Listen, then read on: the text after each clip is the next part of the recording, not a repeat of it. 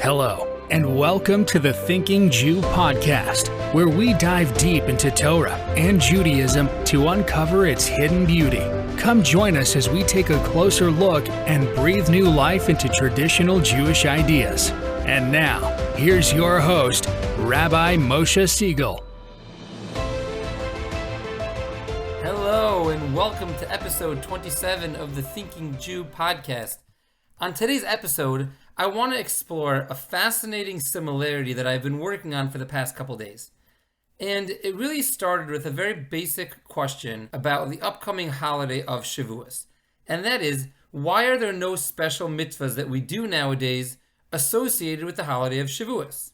And what's even more striking is if you look in the code of Jewish law, which documents all of the rules that govern halacha, Shavuos doesn't even have its own section. At the end of a very, very long section detailing the many laws of Passover, there's a very short chapter titled The Order of Prayer Services on Shavuos. And that's it. No laws, just how to run the services. And this is very strange because we know in Judaism there are three festivals documented in the Torah, known as the Shalosh Regalim.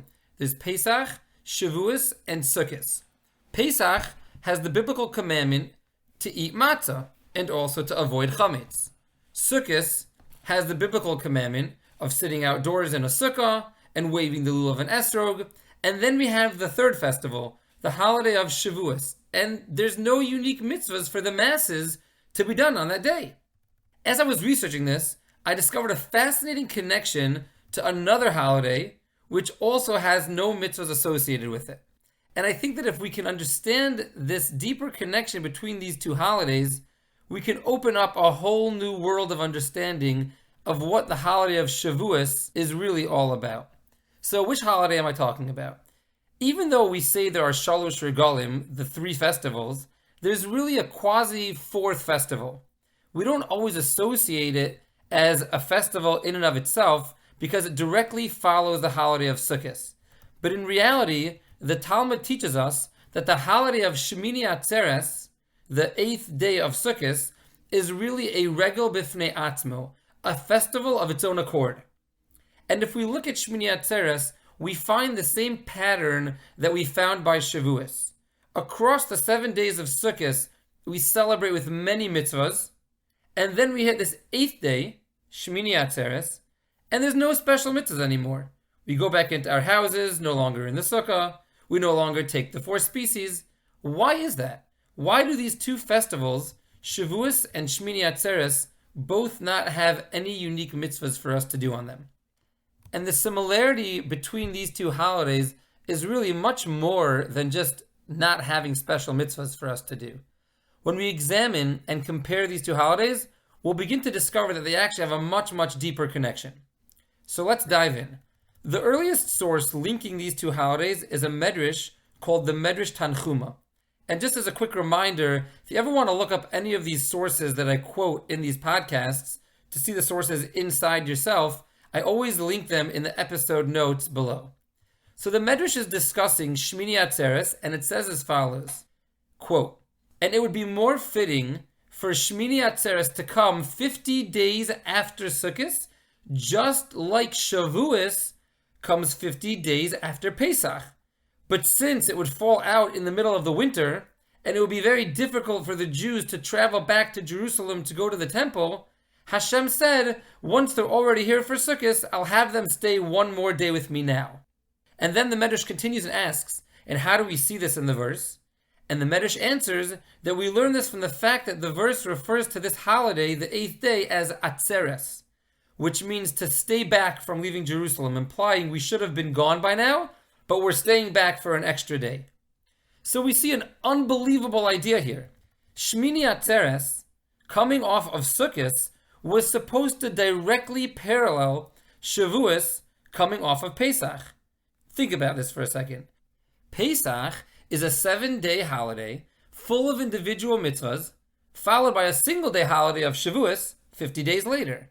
Sukkos is also a 7-day holiday full of its own individual mitzvahs, and was also supposed to be followed by a single day holiday of Shemini Atzeres 50 days later. But out of God's kindness, he bumped it up from day 50 to day 8. So here we see a very deep connection, a very clear similarity between the holiday of Shavuos and Shemini Atzeres. And continuing this connection, our sages in the Talmud, in the tractate of Pesachim, go one step further, and they actually call the holiday of Shavuos Atseres. They take the name Atzeres, which in the Torah refers to the 8th day of Sukkos, Shemini Atzeres, and they apply it to the holiday of Shavuos. And Nachmanides, the Ramban, he explains that the reason why the rabbis named Shavuos Atseres is because Shavuos is really the end of Pesach, just like Shemini Atzeres is the end of Sukkos. And since the Torah calls the 8th day of Sukkos Atzeres, the rabbis refer to the, so to speak, 8th day of Pesach with the same name. And this really explains another similarity between these two holidays as well.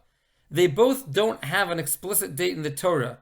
Shavuos is 50 days after the Omer offering, and Shemini Atzeres is the 8th day after Circus, which makes a lot of sense now that we discover that both of them are really the endpoints of the previous holiday. So what we're beginning to see here is that we really have two primary holidays, the holidays of Pesach and Sukkos, each one of them having their own unique messages and their own unique mitzvahs. And then we have these two end days that cap off those holidays. And on both of those end days, there's no longer any of the special mitzvahs we were doing beforehand. And there's no new special mitzvahs for us to do now. And also, they're both referred to by the name of Atzeres. So what exactly does this all mean? What's the common ground between these holidays? There's a general concept in Judaism that the name of something represents its essence. Similar to our discussion last episode about numbers, that numbers are not just a quantification of something, but rather the number carries inherent meaning, so too a name is also not just a means of identification, rather it's indicative of the item's essence. The meaning of that name connects to the essence of what that item or what that person really is all about. And this is true in all of biblical Hebrew.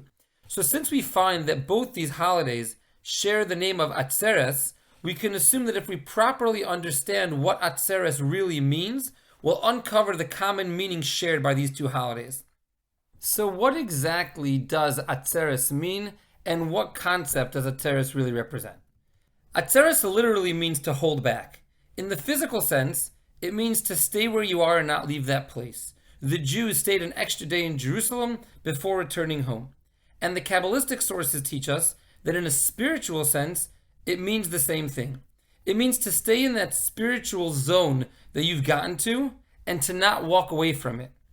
In other words, Atzeres reflects the internalizing of your previous inspiration and absorbing it into yourself. I think a good way to bring this out is kind of think of the relationship between eating and digestion.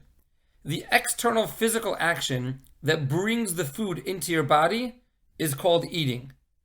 But the internal digestion process is what allows you to absorb those nutrients and take the energy from it and go forward with it. The holidays of Pesach and Sukkos are like the eating process. We do the external actions, in this case the unique mitzvahs of the day, to awaken within us feelings of freedom, feelings of joy, of connection. But just like by food, it's not enough to just put it into our bodies, to put it into our system. We have to absorb it. And these two special days, Shavuos and Shemini Atzeres, correspond to the digestion process. They allow us to absorb those spiritual nutrients that we've put in our bodies in the earlier Chag and use its energy going forward. With this in mind, we can now understand why the holidays of Shavuos and Shemini Atzeres don't have any unique mitzvahs.